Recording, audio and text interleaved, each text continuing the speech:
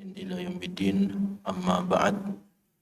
Para jamaah sekalian yang dirahmati Allah Subhanahu wa taala, syukur alhamdulillah kita panjatkan kehadirat Allah Subhanahu wa taala atas seluruh nikmat dan karunia kepada setiap kita. Mudah-mudahan menjadi sebab kita bisa semakin dekat dan bertaqarrub kepada Allah Subhanahu wa taala.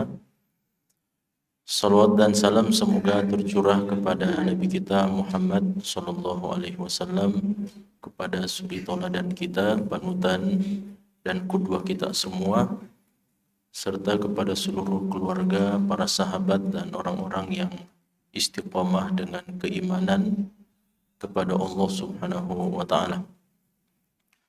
Jamaah yang dirahmati Allah Subhanahu wa taala, tadi saya sampaikan ke panitia, InsyaAllah siap hadir untuk membawakan taklim tapi sambil melihat kondisi.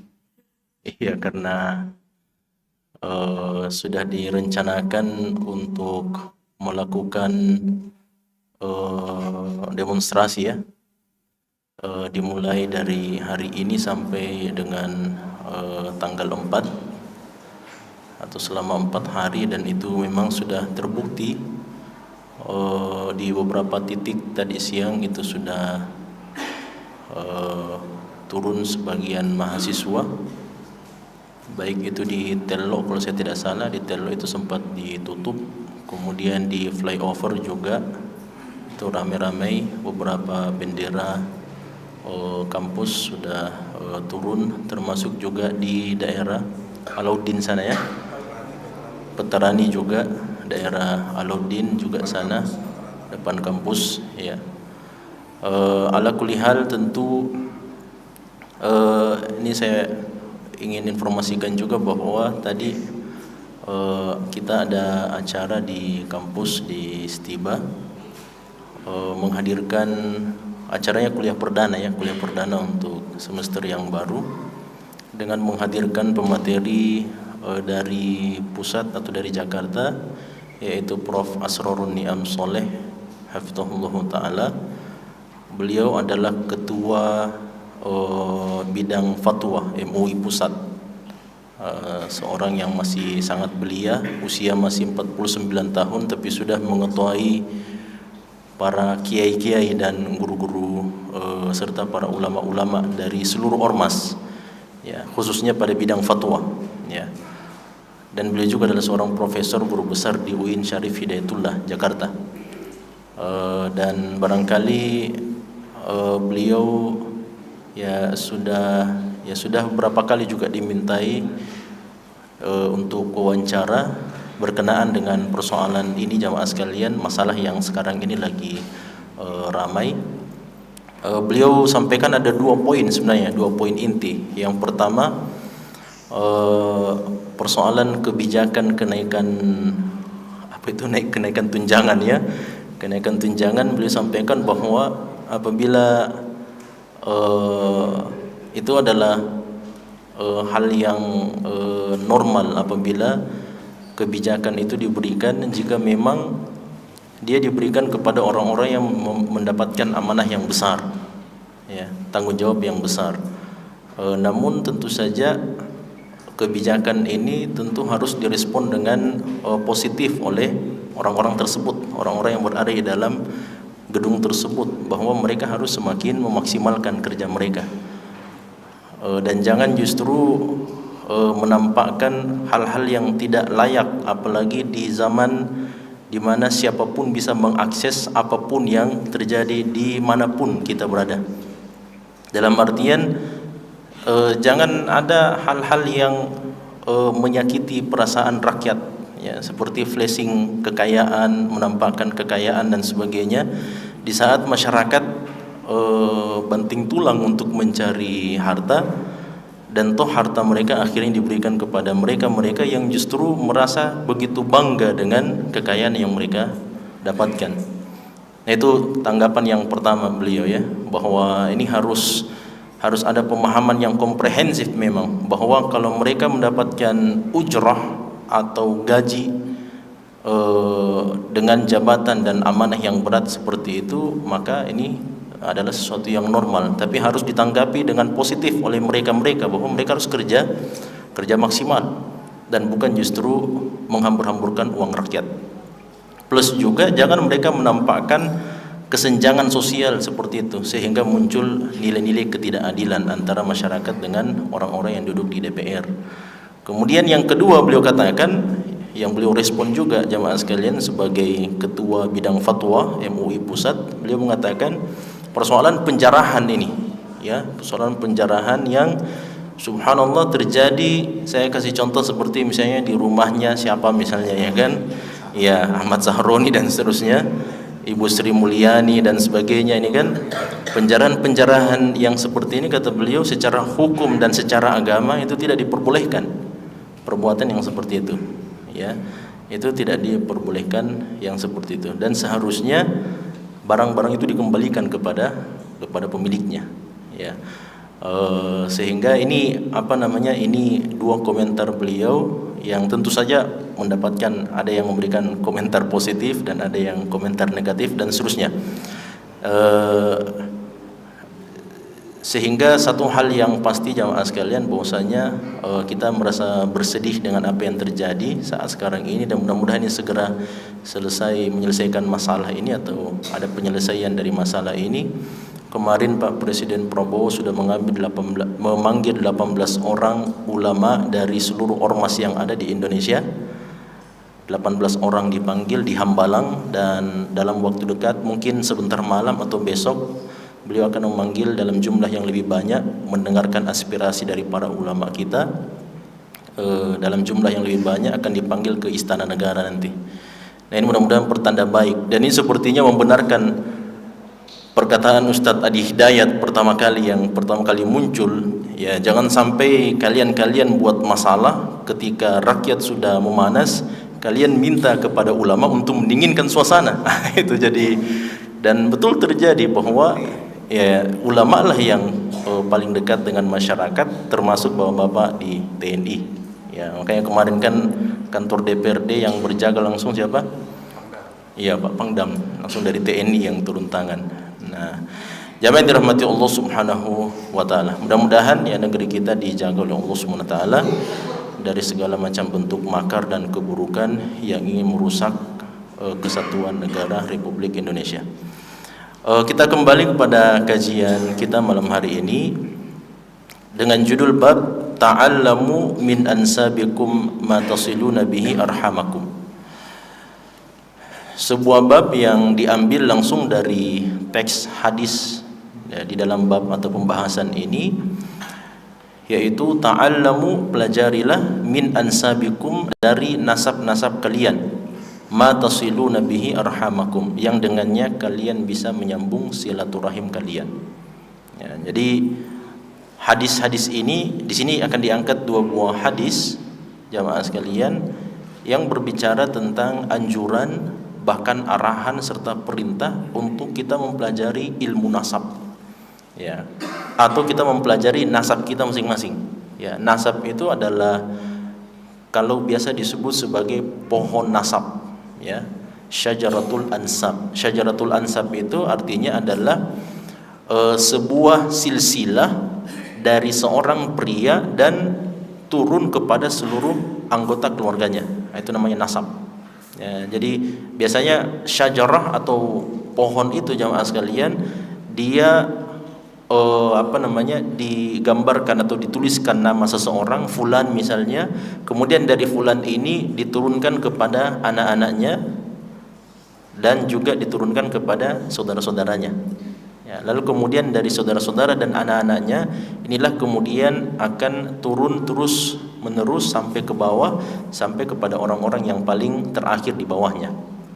Nah, meskipun sebenarnya kalau kita mempelajari ilmu nasab ini, maka dia kebalikannya sebenarnya, ya, dia adalah kebalikannya. Tapi dalam proses penggambarannya, maka dia digambar dari orang yang paling atas, lalu kemudian turun ke bawah.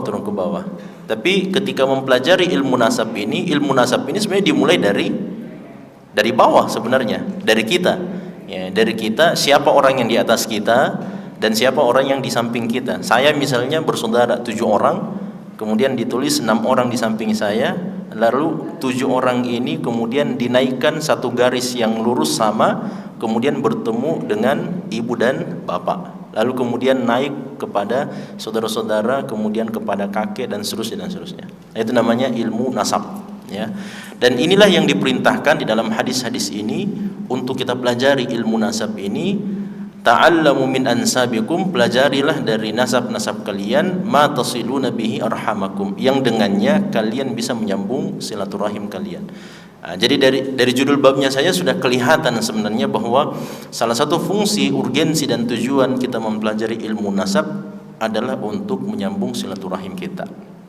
Dan ini yang menjadi inti pembahasan kita, meskipun nanti akan kita sebutkan beberapa urgensi dan beberapa ma'alim atau rambu-rambu berkenaan dengan ilmu nasab. Di sini diangkat 2 buah hadis jemaah sekalian, dan kedua-duanya adalah hadis yang diriwayatkan dari perkataan sahabat. Hadis yang pertama itu adalah hadis dari Umar bin Khattab radhiyallahu anhu, dan hadis yang kedua itu datang dari sahabat Abdullah bin Abbas radhiyallahu anhu. Nah, dua-duanya adalah riwayat perkataan sahabat Nabi SAW, atau yang biasa disebut dan sudah beberapa kali kita pelajari, ini adalah riwayat yang mauquf, hadis yang mauquf, bukan sabda Nabi SAW, tapi adalah perkataan sahabat. Dan yang namanya perkataan sahabat maka disebut sebagai hadis mauquf. Cuma jamaah sekalian, ternyata kalau kita melihat dalam hadis-hadis Nabi SAW, ternyata ada hadis yang sama, ada hadis yang serupa. Ya, seperti dengan hadisnya Ibnu Abbas dengan hadisnya Umar bin Khattab ini, yang menganjurkan kepada kita, memerintahkan bahkan kepada kita untuk mempelajari ilmu nasab. Dan itu ada hadis dari Nabi SAW dalam riwayat Tirmidzi, dan hadisnya adalah hadis yang sahih. Nah, hanya saja jemaah sekalian, kalau ditanyakan kenapa Imam Bukhari tidak mengangkat hadis itu, kenapa Imam Bukhari tidak memasukkan hadis tentang sabda Nabi SAW tentang mempelajari ilmu nasab ini di dalam kitab beliau, boleh jadi salah satu di antara alasannya karena memang kalau dilihat dalam teks hadis tersebut sebenarnya dia kembali kepada hadis yang sama, seperti hadisnya Anas bin Malik. Hadisnya Anas bin Malik itu Nabi SAW mengatakan, man ahabba an yubsata lahu fi rizqihi wa an yunsa lahu fi atharihi falyasil rahimahu. Ini hadis yang sudah lama sudah kita pelajari sebelumnya, bahwa Nabi SAW bersabda, barang siapa yang mencintai atau suka dan senang apabila hartanya dilapangkan, rezekinya dilapangkan, dan atharnya atau usianya dipanjangkan, maka hendaknya dia menyambung silaturahimnya. Nah, ini kalau kita lihat dalam teks hadis Nabi SAW sehubungan dengan mempelajari ilmu nasab ini, itu maknanya sama persis dengan hadis yang barusan kita sebutkan, di mana Rasulullah SAW mengatakan, ta'allamu ansabakum, pelajarilah nasab-nasab kalian, ma tasiluna bihi arhamakum, yang dengannya kalian bisa menyambung silaturahim kalian. Fa innaha, karena sesungguhnya silaturahim itu sababun lil mahabbati fil ahli, karena dia adalah sebab supaya kita bisa saling cinta mencintai di antara sesama keluarga kita. Kemudian wa ma'tharatun lil mal, dan dia juga akan menjadi sebab harta kita akan diperbanyak. Wa mansa'atun lil athari, dan dia juga akan menjadi sebab silaturahim akan menjadi sebab usia kita akan dipanjangkan oleh Allah Subhanahu wa taala. Jadi maknanya sebenarnya, karena Nabi mengatakan pelajarilah ilmu nasab yang dengannya kalian menyambung silaturahim. Jadi sebenarnya konteksnya adalah persoalan silaturahim, menyambung silaturahim. Siapa yang menyambung silaturahim, maka itu menjadi sebab mereka saling cinta mencintai di dalam keluarga mereka. Kemudian itu juga menjadi sebab harta mereka akan dilapangkan atau diperbanyak, dan itu menjadi sebab supaya usia mereka diperpanjang oleh Allah Subhanahu wa taala. Jadi maknanya kurang lebih hampir sama. Nah, makanya di dalam bab ini jamaah sekalian, boleh jadi Imam Bukhari rahimahullah taala tidak mengangkat hadis itu karena kemiripan dengan hadisnya Anas bin Malik. Dan justru Imam Bukhari mengambil hadis ini, justru mengambil hadisnya Umar bin Khattab, meskipun dia ada hadis yang mauquf, riwayat yang mauquf, perkataan yang sahih dari Umar bin Khattab radhiyallahu taala anhu, namun ada tambahan maklumat. Ya, ada tambahan maklumat yang disampaikan oleh Umar bin Khattab radhiyallahu taala anhu. Dan kalau kita melihat dari penggambaran perkataan Umar bin Khattab ini radhiyallahu taala anhu, tidak mungkin Umar bin Khattab radhiyallahu taala anhu mengatakan perkataan seperti dengan kondisi dan keadaan yang akan kita bacakan sebentar, kecuali kalau beliau memiliki asal atau dasar sampai beliau mengatakan perkataan beliau ini. Ya, karena para sahabat itu orang-orang yang sangat menjaga periwayatan mereka kepada Nabi SAW atau dari Nabi SAW. Nah, makanya mereka disepakati oleh para ulama Ahlus Sunnah wal Jamaah, kullu sahaba udul, semua sahabat adalah orang-orang yang terpercaya. Terpercaya dalam artian tidak ada di antara mereka yang berdusta atas nama Nabi Muhammad SAW. Nah, olehnya itu ketika Zubair bin Awam itu adalah hawari Rasulullah SAW, termasuk di antara minas sabiqin al-awwalin minal muhajirin, termasuk di antara sahabat yang paling pertama-tama kali masuk ke dalam agama Islam. Bahkan beliau itu adalah orang yang paling pertama menghunuskan pedangnya di jalan Allah SWT. Belum ada sahabat yang lain yang menghunuskan pedang lebih dahulu daripada Zubair bin Awam radhiyallahu ta'ala anhu. Nah, dalam ceritanya dikisahkan ketika Nabi di kota Mekah atau di Masjidil Haram, tiba-tiba tersebar berita bahwa Nabi dikepung sama orang-orang Mekah, orang-orang Quraisy musyrik. Maka terdengar berita itu kepada Zubair bin Awam. Zubair bin Awam langsung datang ke tempat tersebut, ke Masjidil Haram. Beliau hunuskan pedangnya karena Nabi SAW di tengah-tengah jamaah sekalian dan dikerumuni oleh orang-orang musyrik pada saat itu. Zubair bin Awam tidak bisa sampai kepada Nabi SAW kecuali beliau hunuskan pedangnya. Nah, ketika beliau menghunuskan pedangnya, yang dilakukan oleh beliau menepuk itu pundaknya orang-orang musyrik dengan pedangnya. Nah, jadi beliau minggir semua mau lewat ini. Jadi ini pedangnya jamaah sekalian, pedangnya seperti ini, bukan begini ya. Dibuat seperti ini, ditepukkan ke pundaknya mereka supaya mereka sadar bahwa ada Zubair bin Awam di belakang mereka.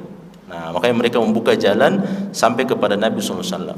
Karena pembelaan beliau itulah jamaah sekalian, karena kesetiaan beliau Zubair bin Awam tersebut, makanya beliau dipanggil sebagai hawari Rasulullah, sahabat dekat dan sahabat sejatinya Nabi kita Muhammad SAW, yang membantu dan menolong beliau di momen tersebut.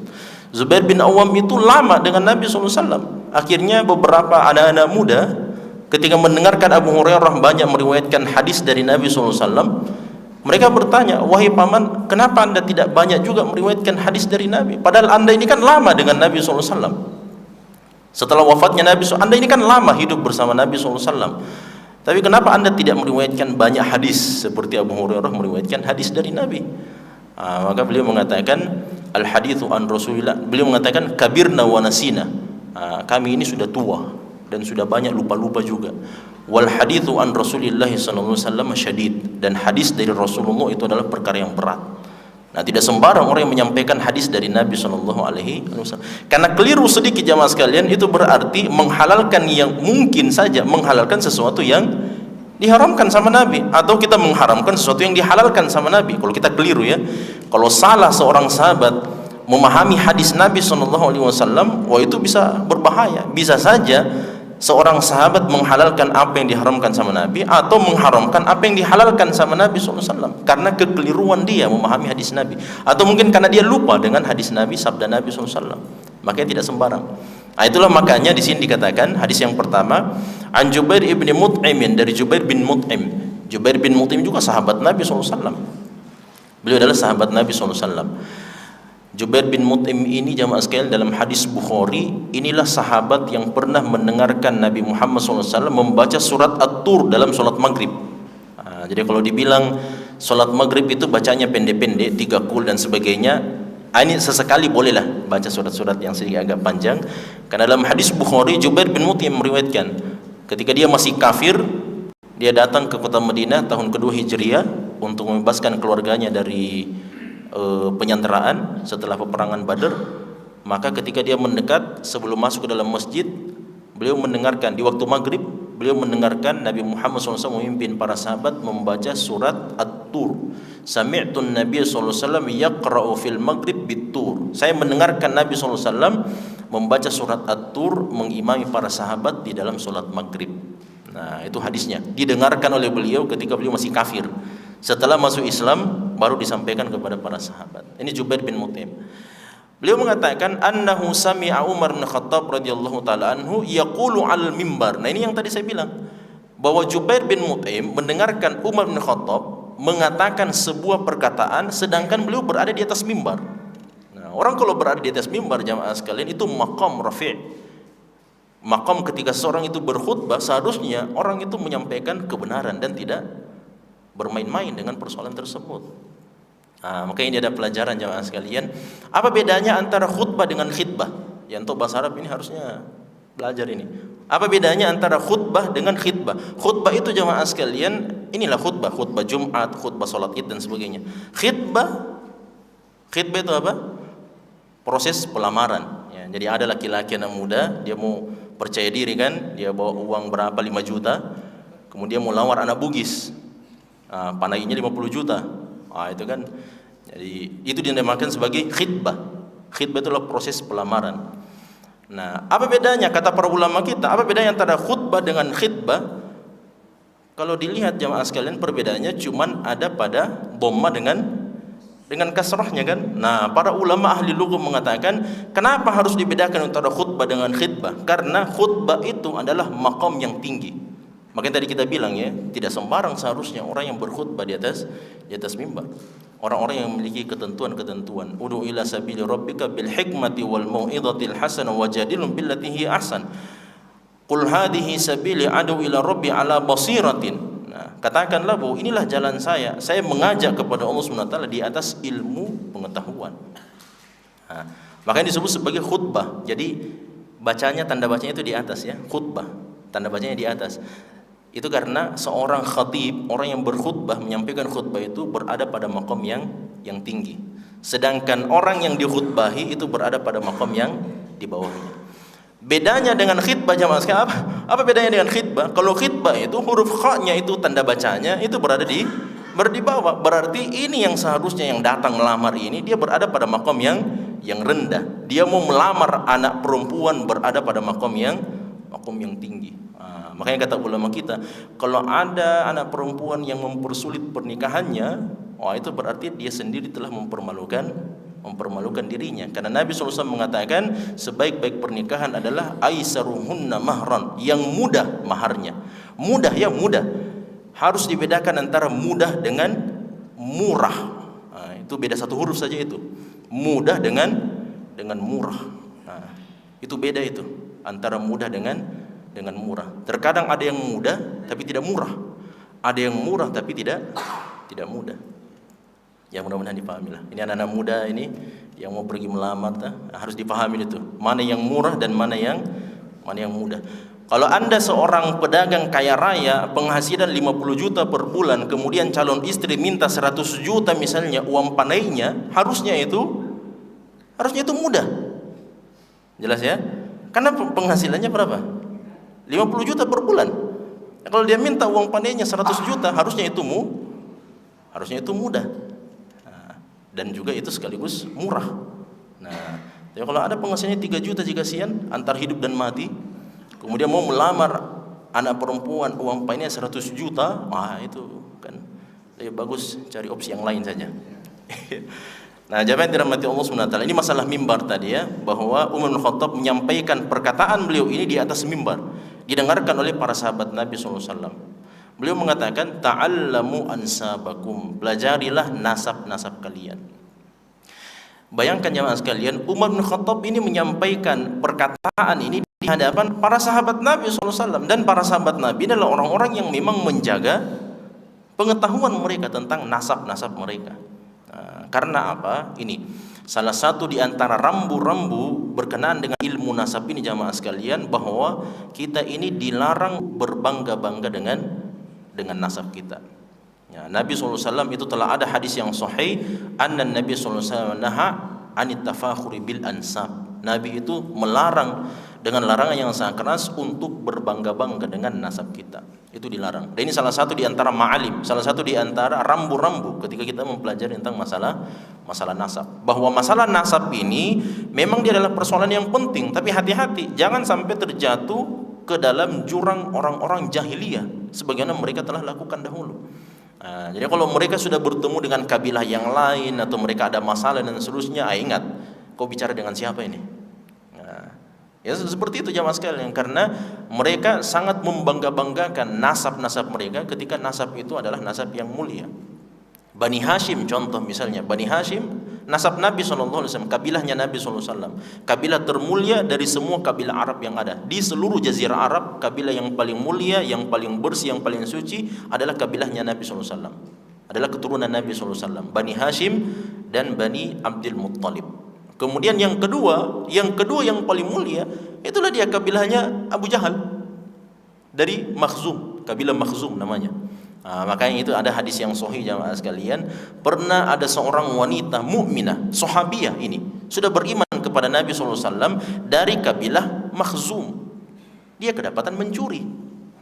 Makanya para sahabat mengatakan, oh ini bahaya ini. Dia kedapatan mencuri dan mau dipotong tangannya sama Nabi, karena kebetulan barang yang dicuri itu masuk kategori harta yang cukup nisabnya 1/4 dinar. Dia mencuri lebih dari itu. Maka para sahabat mengatakan, kalau sampai ini wanita dari kabilah Bani Makhzum dipotong tangannya, maka hilang mukanya itu semua satu kabilah. Ini kabilah mulia jamaah sekalian, kabilah yang sangat dimuliakan. Istilahnya ini akan mencoreng nama kabilah tersebut di hadapan seluruh jazirah Arab. Akhirnya apa yang terjadi? Sebagian mengatakan, tolong panggil Ali bin Abi Thalib. Ali bin Abi Thalib kan sepupunya Nabi SAW, juga beliau adalah menantunya Nabi SAW, kan suaminya Fatimah. Maka dipanggil Ali. Wahai Ali, ini ada wanita Bani Makhzum kedapatan mencuri dan sudah mau dipotong tangannya sama Nabi SAW. Minta tolong kau berikan syafaatlah kepada Nabi SAW. Coba disundul-sundul kepada Nabi ini. Akhirnya Ali bin Abi Thalib tahu. Ali bin Abi Thalib orang tegas jamaah sekalian. Mirip-mirip seperti Umar Al-Faruq. Kalau kebenaran, kalau kesalahan. Akhirnya kalau begitu minta kepada siapa orang yang paling dicintai sama Nabi SAW. Itulah dia siapa? Zaid bin Harithah, hibbun Nabi SAW, anak angkatnya Nabi SAW, orang yang paling dicintai sama Nabi dan orang yang paling dekat dengan hatinya Nabi SAW. Dialah yang diminta jemaah sekalian. Wahai Zaid, kau ini adalah orang yang paling disayang sama Nabi SAW, kau yang paling dekat dengan Nabi SAW, kau hidup bersama Nabi lama. Mintalah kepada Nabi untuk diberikan syafaat ini. Ketika dia datang jamaah sekalian, apa kata Nabi? Atashfa'u fi haddin min hududillah. Kata Nabi SAW, ini tegas. Kau mau minta syafaat dari saya pada persoalan had, hukuman yang Allah turunkan di dalam Al-Quran. Kata beliau, inilah salah satu sebab kebinasan orang-orang terdahulu. Kalau orang-orang yang mulia itu mencuri jamaah sekalian atau melakukan kesalahan, mereka tidak tegakkan hukuman. Tapi kalau orang-orang yang lemah yang melakukan kesalahan, mereka cepat-cepat langsung memberikan hukuman.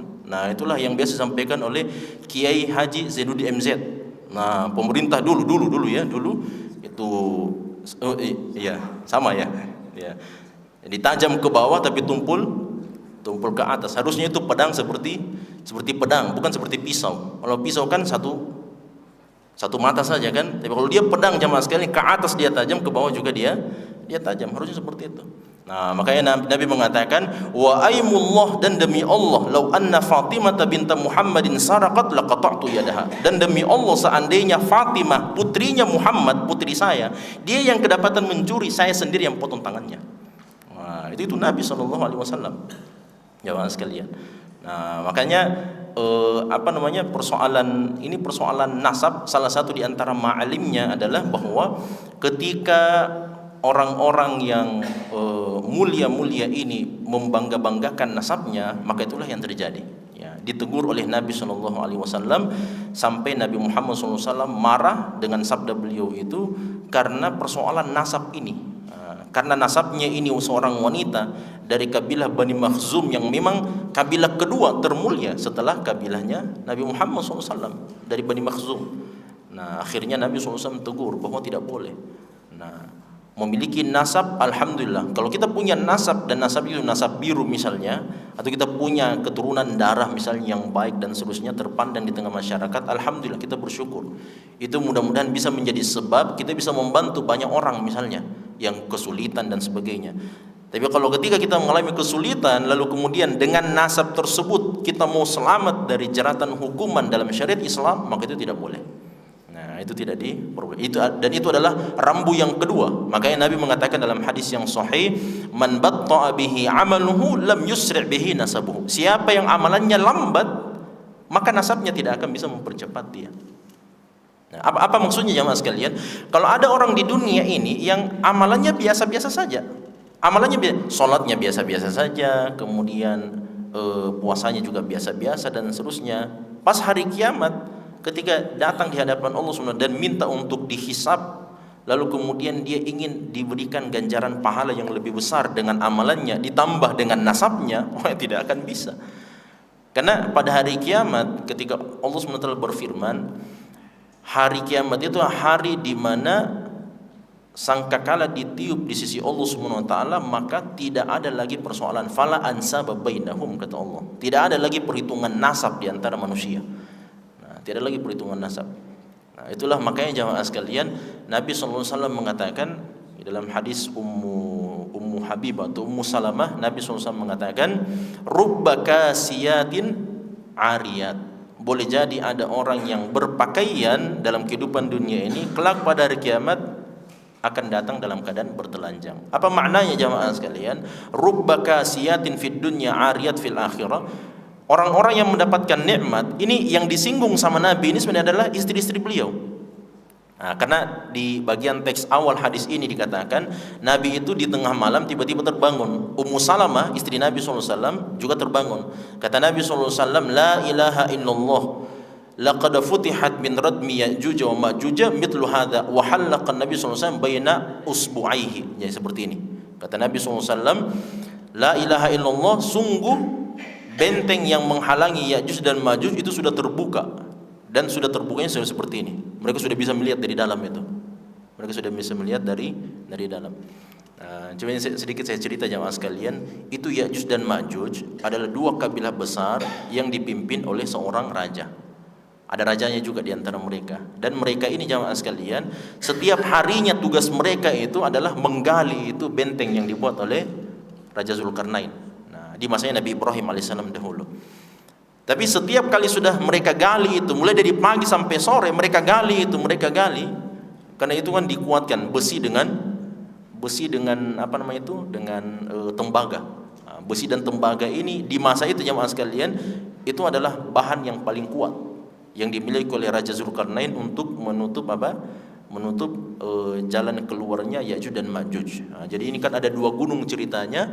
Dua gunung ini, jarak antara dua gunung ini jamaah sekalian, inilah yang kemudian dibuatkan benteng sama Raja Zulkarnain. Ini anggap ini dua gunung seperti ini, maka jaraknya begini itu disatu ratakan seperti ini. Ujungnya gunung itu satu rata seperti ini. Nah, inilah benteng yang dibuat oleh Raja Zulkarnain. Itu yang tidak bisa ditembus dengan izin Allah dan mukjizat dari Allah SWT. Nah, setiap hari jamaah sekalian mereka gali terus. Tapi setiap kali sudah masuk waktu sore, pas sudah mereka lihat dari dalam itu bagaimana dunia luar sana, bagaimana Makassar, Todopuli dan sebagainya, ya kan? Setiap kali sudah memasuki waktu sore, rajanya itu, pemimpinnya mengatakan, berhenti saat ini, besok kita lanjut. Nah, itu terus yang diulang. Itu terus. Setiap kali mereka datang ke tempat yang sama, jamaah sekalian, besok paginya, maka mereka melihat ternyata lubang-lubang yang mereka sudah buat itu sudah tertutup kembali dengan izin Allah SWT. Wah, cuma anehnya pas nanti ketika jadwal keluarnya Ya'juj dan Ma'juj itu sudah ditetapkan jamaah sekalian, setelah wafatnya atau meninggalnya Dajjal laknatullah alaihi di tangan Nabi Isa alaihissalam, pemimpinnya mengatakan begini, sore ini kita berhenti, besok kita lanjutkan insyaallah. Dia bilang begitu. Ternyata dengan insyaallah itu jamaah sekalian, besoknya mereka melihat benteng itu sudah berbolong-bolong besok paginya. Itulah menjadi sebab mereka bisa keluar. Kata Nabi SAW, man yuqidu sahibal hujurat, siapa di antara kalian yang berkenan membangunkan sahib al-hujurat, orang-orang yang tidur di dalam kamar-kamar sebelah ini, maksudnya istri-istri Nabi SAW. Kata Nabi SAW, farubba kasiyatin ariyat, karena boleh jadi ada orang yang berpakaian di dunia tapi nanti di akhirat dia bertelanjang. Apa maknanya? Imam Ibnu Hajar bilang begini, ini maknanya jamaah sekalian, istri-istri Nabi SAW adalah keluarga-keluarga Nabi, orang-orang yang dekat nasabnya dengan Nabi SAW. orang-orang yang dekat kemuliaannya bersama Nabi.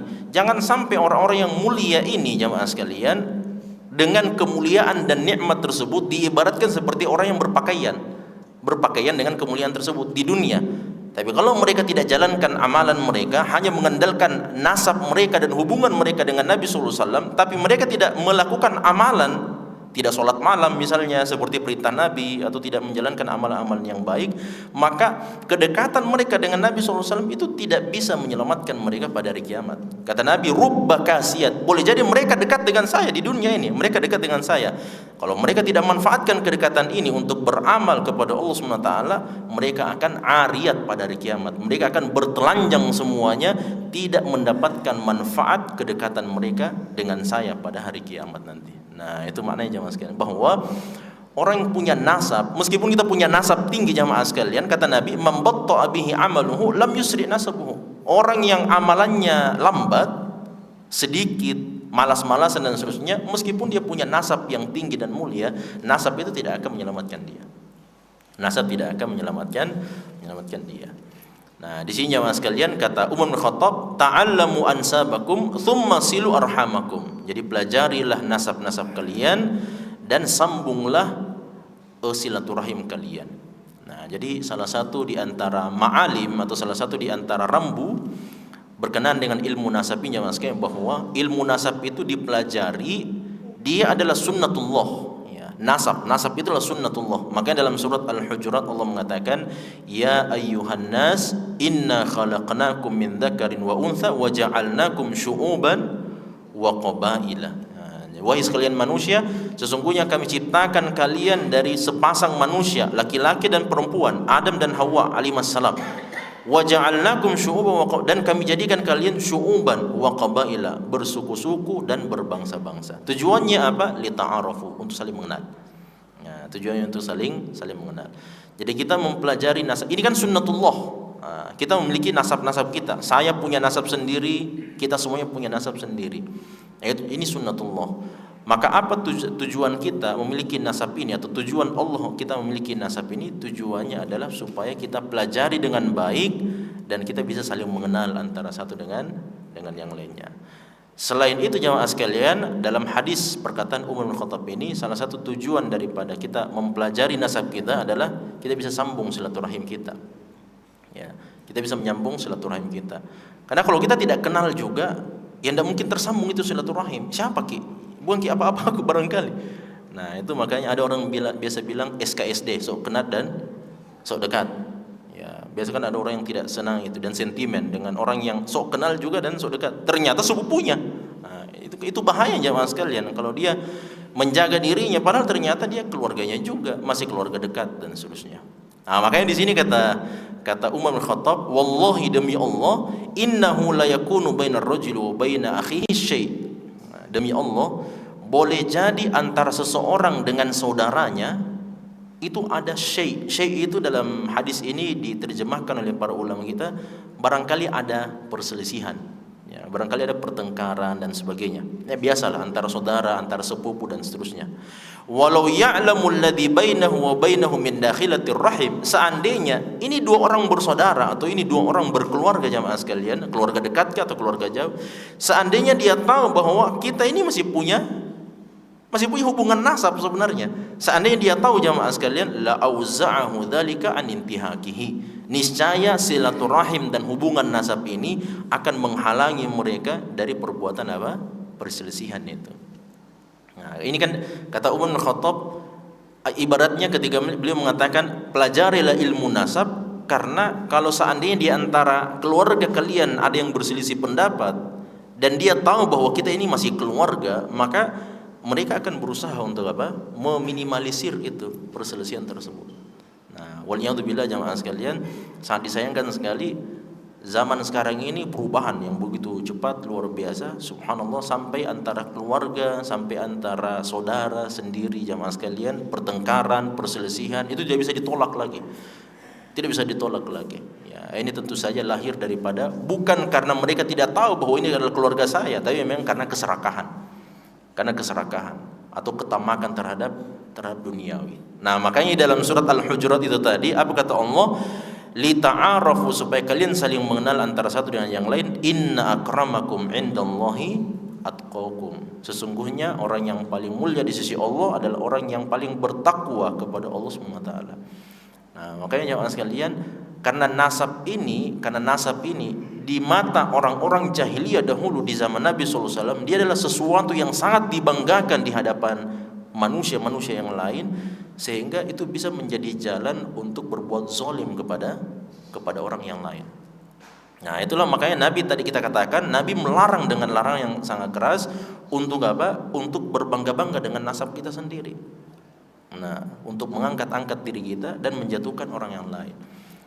Dalam sebuah peristiwa Nabi SAW itu, sebagian sahabat, ini barangkali kebanyakan sudah tahu jamaah sekalian, orang-orang muhajirin dengan ansor itu sempat hampir baku hantam lah istilahnya. Padahal ini orang muhajirin dan ansor, semuanya adalah sahabat-sahabat Nabi SAW. Nah, cuman karena naz'atu al-qabaliyah, karena memang unsur kesukuan dan kabilah di antara mereka itu masih sangat kental sekali. Sebagian orang-orang Ansor mengatakan ini adalah tempat-tempat nongkrongnya anak-anak Ansor, ceritanya ya. Kalau bahasa kita, di sini nongkrongnya anak-anak Ansor ini. Orang-orang muhajirin jangan gabung di sini.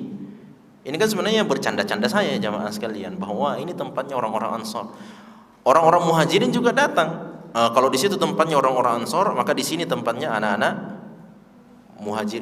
muhajirin. Nah, orang-orang Ansor jangan ada yang bergabung di sini.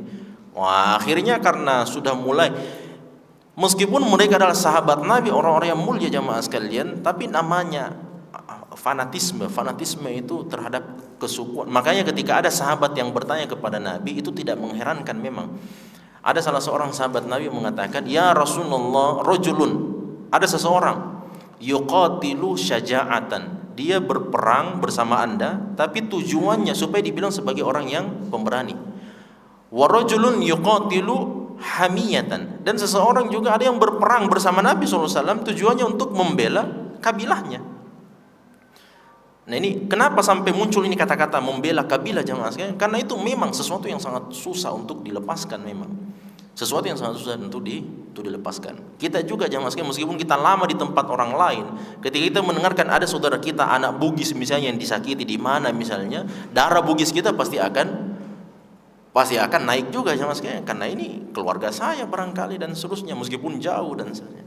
Nah, makanya orang-orang Arab itu atau orang-orang Arab jahiliyah, saking mereka sukanya berperang jamaah sekalian, kalau ada salah seorang di antara anggota kabilah mereka itu disakiti atau ada keluarganya yang dibunuh atau apapun itu dari kabilah yang lain, kemudian sampai kepada ketua suku, kepala suku ini, kepala kabilah, maka kepala kabilah ini punya kebiasaan dikumpulkan semua para pemuda-pemuda, orang-orang jago perang, kemudian pergi datang dan berperang melawan kabilah yang satu itu. Nah, setelah mereka berperang habis semuanya, ada yang terbunuh, ada yang meninggal, ada yang dan luka-luka dan seterusnya. Nanti setelah selesai berperang, baru kemudian mereka berembuk, bermusyawarah. Apa inti musyawarahnya? Apa alasan kita berperang ini? Nah, itu kebiasaan. Itu disebutkan dalam kutubut tarikh, dalam buku-buku sejarah mereka. Nah, dalam buku-buku sejarah itu disebutkan bahwa mereka itu jamaah sekalian tidak fikir mereka apa alasannya, mereka tidak fikir. Yang penting kita tolong dulu keluarga kita ini. Nah, kalau sudah ditolong keluarga kita, baru kita ternyata keluarganya yang salah ternyata. Nah, itu kan bermasalah juga akhirnya jamaah sekalian. Nah, ini maksud saya bahwa di antara fungsi daripada mempelajari ilmu nasab, dan mudah-mudahan kita bisa lebih mendalami ini jamaah sekalian, karena umumnya kita ini biasanya mengenal cuman sampai ke kakek saja atau ke kakek buyut. Nah, padahal orang-orang Arab dahulu jamaah sekalian itu mengenal, seperti Abu Bakar As-Siddiq, beliau adalah salah seorang di antara nasabah, orang yang sangat mengenal nasabnya bangsa Arab di masa itu Abu Bakar As-Siddiq. Nasab beliau, nasabnya Nabi SAW, nasab orang-orang Arab secara umum itu dihafal dan diketahui oleh Abu Bakar As-Siddiq radhiyallahu taala anhu. Tujuannya jamaah sekalian supaya kita bisa menyambung silaturahim, khususnya apabila kita mengetahui nasab keluarga-keluarga besar kita. Mudah-mudahan ada manfaat. Subhanakallah hamdik asyhadu an la ilaha illa anta astaghfiruka wa atubu ilaik. Wa akhiru da'wana alhamdulillahirabbil alamin. Wassalamualaikum warahmatullahi wabarakatuh.